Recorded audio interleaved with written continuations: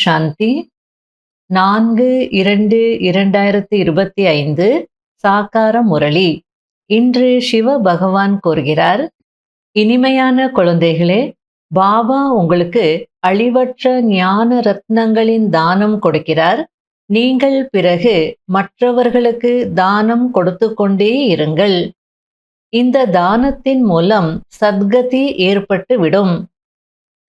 கேள்வி: எந்த புதிய வழி குழந்தைகளாகிய உங்களைத் தவிர வேறு யாருக்கும் தெரியாது? பதில்: வீட்டிற்கு செல்வதற்கான மற்றும் சொர்க்கத்திற்கு செல்வதற்கான வழி தந்தை மூலமாக இப்போது உங்களுக்கு கிடைத்திருக்கிறது. சாந்தி தாமம் ஆத்மாக்களாகிய நம்முடைய வீடு என்பதை நீங்கள் அறிந்திருக்கிறீர்கள். சொர்க்கம் தனி, சாந்தி தாமம் தனி.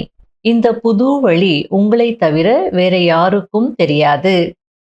இப்போது கும்பகர்ண தூக்கத்தை விடுங்கள், கண்களை திறங்கள், தூய்மையாகுங்கள் என்று நீங்கள் சொல்கிறீர்கள். தூய்மையாகிதான் வீட்டிற்கு போக முடியும். முரளியின் பாடல்: விழித்தெழுங்கள் மணப்பெண்களே, விழித்தெழுங்கள். ஓம் சாந்தி. பகவான் வாக்கு: மனிதர்களையோ அல்லது தேவதைகளையோ பகவான் என்று சொல்ல முடியாது. ஏனென்றால் அவர்களுக்கென்று சாக்கார ரூபம், அதாவது ஷரீரம் இருக்கிறது என்பதை பாபா புரிய வைத்திருக்கிறார். மற்றபடி பரம்பிதா பரமாத்மாவிற்கு சாக்கார ரூபமும் இல்லை, சூட்ச்ம ரூபமும் இல்லை. எனவேதான் அவருக்கு சிவ பரமாத்மாய நமக என்று சொல்லப்படுகிறது.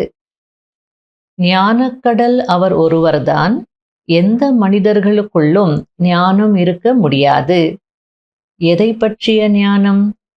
படைப்பவர் மற்றும் படைப்பின் முதல் இடைக்கடை ஞானம். மேலும் ஆத்மா மற்றும் பரமாத்மாவின் ஞானம் யாருக்குள்ளும் இருக்க முடியாது. எனவே ஹே மணப்பெண்களே, ஹே பக்தைகளே, விழித்தெழுங்கள் என்று தந்தை வந்து எழுப்புகிறார். ஆண்கள் மற்றும் பெண்கள் அனைவருமே பக்தைகள், பகவானை நினைக்கிறார்கள். அனைத்து மணப்பெண்களும் ஒரு மணவாளனை நினைக்கிறார்கள். நாயகிகளாகிய அனைத்து ஆத்மாக்களும் பரம்பிதா பரமாத்மாவை, நாயகனை நினைவு செய்கிறது. அனைவரும் சீதைகள். ராமர் ஒரே ஒரு பரமாத்மா தான். ராமர் என்ற வார்த்தையை ஏன் சொல்கிறார்? அதாவது இது ராவண ராஜ்யம். ஆத்மாக்கள் அனைவருமே சீதைகள் ராவண ராஜ்யத்துல மாட்டிட்டு இருக்காங்க. ஆகையில ஒரு ராமரை, அதாவது பரம்பிதா பரமாத்மாவை தான் நினைவு செய்துட்டு இருக்காங்க அப்படின்றார். ராமாயணத்துல காட்டிருக்காங்க இல்லையா, அந்த சீதை வந்து அந்த அசோகவனத்துல இருக்கும் போது, ராவணனுடைய கஸ்டடியில இருக்கும் போது ராமரை நினைச்சிட்டு இருப்பா. எப்போ ராமர் வருவாரு, என்னை அழைச்சிட்டு போவாரு, இந்த ராவணனிடமிருந்து விடுவிப்பாரு அப்படின்னு சொல்லி அந்த கான்டெக்ட்ல பாபா சொல்லிட்டு இருக்கிறார். பழைய கலியுகம் முடிந்து கொண்டிருக்கிறது. எனவே பாபா, குழந்தைகளே, கும்பகர்ண தூக்கத்தை விடுங்கள், இப்போது கண்களை திறங்கள், புதிய உலகம் வந்து கொண்டிருக்கிறது என்று கூறுகிறார். புதிய உலகத்திற்கு சொர்க்கம், சத்யுகம் என்று சொல்லப்படுகிறது. இது புதிய வழி. வீடு அல்லது சொர்க்கத்திற்கு செல்வதற்கான வழி யாருக்கும் தெரியாது. சொர்க்கம் தனி, ஆத்மாக்கள் வசிக்கும் இடம் சாந்தி தாமம் தனி. அதாவது அது வேறு இது வேறு அப்படின்னு சொல்லிட்டு இருக்கிறார். ஏன்னா பக்தியில எல்லாமே சொர்க்கம் மேல இருக்கு அப்படின்னு சொல்லிடுறாங்க. திரும்ப நம்ம போகிறதும் மேல போகணும்ன்றாங்க. அதனால அது வேறு இது வேறு அப்படின்றார். இந்த நேரத்தில் ஒரு தூய்மையான ஆத்மா கூட இருக்க முடியாது. புண்ணியாத்மா என்று சொல்ல முடியாது. மனிதர்கள் தானம் புண்ணியம் செய்கிறார்கள். ஆனால் தூய்மையான ஆத்மாவோ ஒருவர் கூட இல்லை. இச்சமயம் தந்தை வந்து குழந்தைகளாகிய உங்களுக்கு அழியாத ஞான ரத்தினங்களின் தானம் கொடுக்கிறார். நீங்கள் மற்றவர்களுக்கு தானம் கொடுத்து கொண்டே இருங்கள். அப்போது 5 விகாரங்களின் கிரகணம் விலகிவிடும். தூய்மையாகி சுகதாமத்திற்கு சென்று விடுவீர்கள் என்று தந்தை கூறுகிறார். இந்த நேரத்தில் அனைவரும் காம சிதையில் அமர்ந்து எரிந்து கிடக்கிறார்கள். நான் வந்துதான் ஞான சிதையில் அமர வைக்க வேண்டி இருக்கிறது. ஞான தண்ணீரை ஊற்ற வேண்டி இருக்கிறது. அனைவருக்கும் சத்கதி அளிக்க வேண்டி இருக்கிறது. யார் நன்கு படிக்கிறார்களோ அவர்களுக்கு சத்கதி ஏற்படும். மம்மா பாபா தான் இதுபோல் லக்ஷ்மி நாராயணராக ஆகிறார்கள் என்பதை குழந்தைகளாகிய நீங்கள் அறிவீர்கள். இங்கேயோ 5 தத்துவங்கள் கூட தூய்மையாக இல்லை. இங்கு ஷரீரம் தூய்மையற்றதாக இருக்கிறது. சத்யுகத்தில் ஷரீரம் தூய்மையாக இருக்கும். கிருஷ்ணரை மிக அழகானவர் என்று சொல்கிறார்கள். இயற்கையான அழகு இருக்கும். இப்பொழுது ஆத்மா அபிமானியாக ஆக வேண்டும். நான் ஆத்மா. இந்த பழைய உடலை விட்டுவிட்டு வீட்டிற்கு திரும்பி செல்ல வேண்டும்.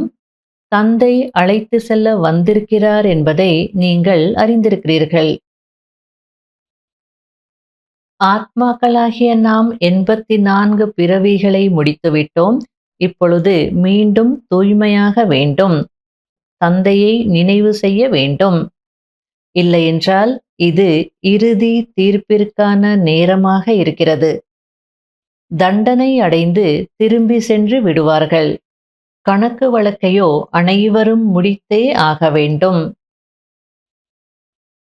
நினைவு யாத்திரை மிகவும் உறுதியாக இருக்க வேண்டும் என்று பாபா புரிய வைக்கிறார். ஞானம் மிகவும் எளிது. ஆத்மா அபிமானியாக ஆகுவதில்தான் உழைப்பு இருக்கிறது. அதாவது கலியுகத்துல எப்படி நேச்சுரலா எல்லாரும் தேகாபிமானத்துல இருக்காங்களோ அதுபோல நாம நேச்சுரலா ஆத்மா அபிமானியாக ஆகணும். அதுக்காக பயிற்சி செய்யணும். எந்த தேகத்தினுடைய நினைவும் வரக்கூடாது. அது பூதங்களின் நினைவு, பூத பூஜை என்று பாபா கூறுகிறார். நான் அஷரீரியாக இருக்கிறேன். நீங்கள் என்னை நினைவு செய்ய வேண்டும். இந்த கண்களால் அனைத்தையும் பார்த்து கொண்டிருந்தாலும் புத்தியினால் பாபாவை நினைக்க வேண்டும். பாபாவின் டைரக்ஷன் படி நடந்தால் தர்மராஜரின் தண்டனையிலிருந்து விடுபடலாம். தூய்மையானால் தண்டனை முடிந்து போகும். இது மிக உயர்ந்த குறிக்கோள் ஆகும். இப்போது நீங்கள் அனைவரும் மகா வீரர்கள் அல்லவா? மாயையின் மீது வெற்றி அடைந்து கொண்டிருக்கிறீர்கள். நீங்கள் அனைவரும் தைரியசாலிகளாக ஆகிறீர்கள். நீங்கள் உண்மையிலும் உண்மையான மகா வீரர்கள் மற்றும் மகா வீராங்கனைகள். உங்களுடைய பெயர் சிவசக்தி என்பதாகும். சிங்கத்தின் மீது சவாரி செய்கிறீர்கள். மேலும் மகாரதிகள் யானையின் மீது சவாரி செய்கிறார்கள். யோக பலத்தின் மூலம் நீங்கள் உலகத்தின் மீது ராஜ்யம் செய்கிறீர்கள். இப்பொழுது ஆத்மா நான் வீட்டிற்கு திரும்பி செல்ல வேண்டும். இது பழைய உலகம் என்று சொல்கிறது. இதுதான் எல்லையற்ற சந்நியாசம். இல்லறத்தில் இருந்தாலும் தூய்மையாக வேண்டும். மேலும் சக்கரத்தை புரிந்து கொள்வதினால் சக்கரவர்த்தி ராஜா ஆகி விடுவீர்கள். நல்லது. இனிமையிலும் இனிமையான காணாமல் போய் கண்டெடுக்கப்பட்ட செல்ல குழந்தைகளுக்கு மாத் பிதா பாப் தாதாவின் அன்பு நினைவுகள் மற்றும் காலை வணக்கம். ஆன்மீக குழந்தைகளுக்கு ஆன்மீக தந்தையின் நமஸ்காரம். கடைபிடிக்க வேண்டிய முக்கியமான சாராம்சம். முதல் பாயிண்ட், தர்மராஜரின் தண்டனையிலிருந்து தப்பிப்பதற்கு யாருடைய தேகத்தையும் நினைக்க கூடாது. இந்த கண்களினால் அனைத்தையும் பார்த்து கொண்டிருந்தாலும் ஒரு தந்தையை நினைவு செய்ய வேண்டும். அஷரீரி ஆகுவதற்கான பயிற்சி செய்ய வேண்டும். தூய்மையாக வேண்டும். இரண்டாவது பாயிண்ட், முக்தி மற்றும் ஜீவன் முக்திக்கான வழியை அனைவருக்கும் சொல்ல வேண்டும். இப்போது நாடகம் முடியப் போகிறது. வீட்டிற்கு செல்ல வேண்டும் என்ற இந்த நினைவின் மூலம் எல்லையற்ற வருமானத்தை சேமிக்க வேண்டும். வரதானம்: ஒரு நொடிக்கான பந்தயத்தின் மூலம் முழு கல்பத்தின் அதிர்ஷ்டத்தை உருவாக்கிக் கொள்ளக்கூடிய உயர்ந்த அதிர்ஷ்டசாலி ஆகுங்கள். இந்த சங்கமத்தின் நேரத்திற்கு வரதானம் கிடைத்திருக்கிறது. என்ன வேண்டுமோ, எப்படி வேண்டுமோ, எவ்வளவு வேண்டுமோ அவ்வளவு பாக்கியத்தை உருவாக்கிக் கொள்ள முடியும். ஏனென்றால் பாக்கியத்தை உருவாக்கக்கூடிய வள்ளல் தந்தை அதிர்ஷ்டத்தை உருவாக்குவதற்கான சாவியை குழந்தைகளாகிய உங்கள் கையில் கொடுத்திருக்கிறார். கடைசியாக இருப்பவரும் வேகமாக சென்று முதல் நம்பரில் வர முடியும். அதற்கு நீங்கள் சேவையின் விஸ்தாரத்திலும் தன்னுடைய மனநிலையை ஒரு நொடியில் சார ஸ்வரூபம் ஆக்குவதற்கான பயிற்சி மட்டும் செய்யுங்கள். ஒரு நொடியில் மாஸ்டர் விதை ரூபம் ஆகிவிடுங்கள் என்ற உத்தரவு இப்பொழுது கிடைத்தது என்றால் உடனே ஆகிவிட வேண்டும். நேரம் ஆகக்கூடாது. இந்த ஒரு நொடியின் பந்தயத்தின் மூலம் முழு கல்பத்திற்கான அதிர்ஷ்டத்தை உருவாக்கி கொள்ள முடியும். ஆகையால நம்ம கடைசியில வந்திருக்கிறோம், நம்ம அதிர்ஷ்டத்தை உருவாக்கிக்க முடியாது அப்படிலாம் யோசிக்க வேண்டிய அவசியமே இல்லை. இப்போ நம்ம நினைச்சா கூட எவ்வளோ வேணுமோ அவ்வளவு அதிர்ஷ்டத்தை உருவாக்கிக்க முடியும். இந்த பிராக்டிஸ் மட்டும் செய்யணும். அதாவது சேவைக்கிடையில இருந்தாலும் இடையிடையே ஒரு செகண்ட் பீஜ ஸ்வரூபத்துல இருக்கணும். மாஸ்டர் விதை ரூபமாக ஆயிடணும். இந்த பிராக்டிஸ் இருந்தது அப்படின்னா அதிர்ஷ்டத்தை உருவாக்கிக்க முடியும். லாஸ்ட் நம்பர்ல இருந்தாலும் ஃபர்ஸ்ட் நம்பருக்கு வர முடியும் அப்படின்றார். அதனால பாக்கியத்தை உருவாக்கி கொள்வதற்கான சாவி நான் உங்க கையிலேயே கொடுத்துருக்கிறேன். நீங்க தான் அந்த சாவியை திறந்து எடுத்துக்கணும்ன்ற மாதிரி சொல்றார். ஸ்லோகன்: டபுள் சேவையின் மூலம் சக்திசாலி வாயுமண்டலத்தை உருவாக்குங்கள். அப்போது இயற்கை அடிமையாகிவிடும். அவ்யக்த சமிக்கை: அநேக விருட்சங்களின் கிளைகள் இப்போது ஒரு சந்தன மரம் ஆகிவிட்டது.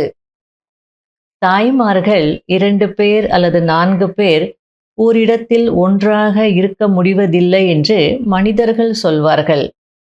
ஆனால் இங்கு தாய்மார்களாகிய நீங்கள் முழு உலகத்திலும் ஒற்றுமையை நிலைநாட்டுவதற்கு நிமித்தமாக இருக்கிறீர்கள். தாய்மார்கள் வேற்றுமையில் ஒற்றுமை கொண்டு வந்திருக்கிறீர்கள். வெவ்வேறு தேசமாக இருந்தாலும், வெவ்வேறு பாஷையாக இருந்தாலும், வெவ்வேறு கலாச்சாரமாக இருந்தாலும் நீங்கள் வேற்றுமையில் ஒற்றுமையை கொண்டு வந்திருக்கிறீர்கள். அதாவது பாபா இங்க தாய்மார்கள் அப்படின்னு யாரு சொல்லிட்டு இருக்கிறார் அப்படின்னா, சரண்டரான சகோதரிகள். ஆரம்பத்துல தாய்மார்களும் சரண்டர் ஆயிருந்தாங்க. ஆகையால தாய்மார்கள் நீங்க எல்லா தேசங்களுக்கும் போயிட்டீங்க. எல்லா தேசங்கள்லையும் சென்டர் ஸ்தாபனை பண்ணிட்டீங்க. வெவ்வேறு தேசமாக இருந்தாலும், வெவ்வேறு பாஷையாக இருந்தாலும், வெவ்வேறு கலாச்சாரமாக இருந்தாலும் அந்த வேற்றுமையிலே நீங்க ஒற்றுமை கொண்டு வந்துட்டீங்க. அநேக விருட்சங்களின் கிளைகள் இப்போது ஒரு சந்தன மரமாக ஆயிடுத்து அப்படின்றார். 2 பேர் அல்லது 4 பேர் தாய்மார்கள் ஒரு இடத்துல ஒற்றுமையாக இருக்க முடியாதுன்னு உலகம் வேணா சொல்லலாம். ஆனா நீங்க இப்போது என்ன செய்துட்டு இருக்கீங்க பாருங்க.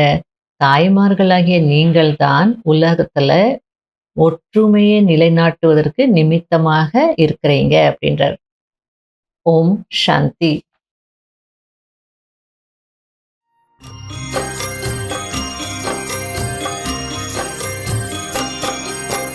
பாபா உஞ்ஞானத்திலே மூழ்கிடுவேனே, மூழ்கி தினமும் முத்தெடுத்து முடிசூடுவேனே. பாபா உஞ்ஞானத்திலே மூழ்கிடுவேனே, மூழ்கி தினமும் முத்தெடுத்து முடிசூடுவேனே. நரகமாமே உலகை சொர்க்கமாய் மாற்ற, சொர்க்கத்தில் நான் சென்று உலகத்தை ஆள,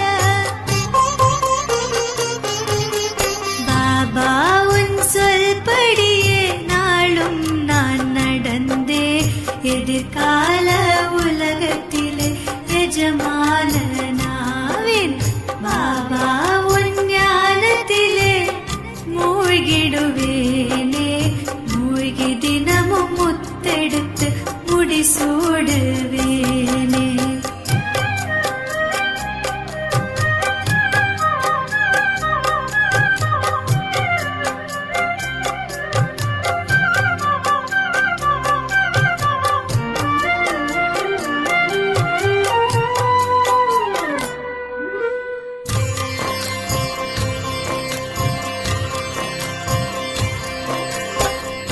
இதயம் கவர்ந்த இறைவன் நீயே இல்லை என்ற சொல்லை சொல்லாதவனே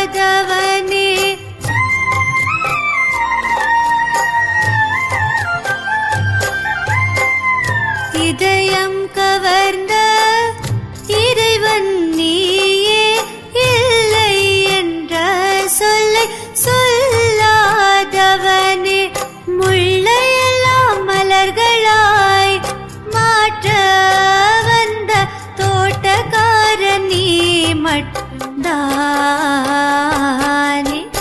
பாபா உன் ஞானத்திலே மூழ்கிடுவேனே மூழ்கி தினமும் முத்தெடுத்து முடிசூடுவேனே பாபா உன்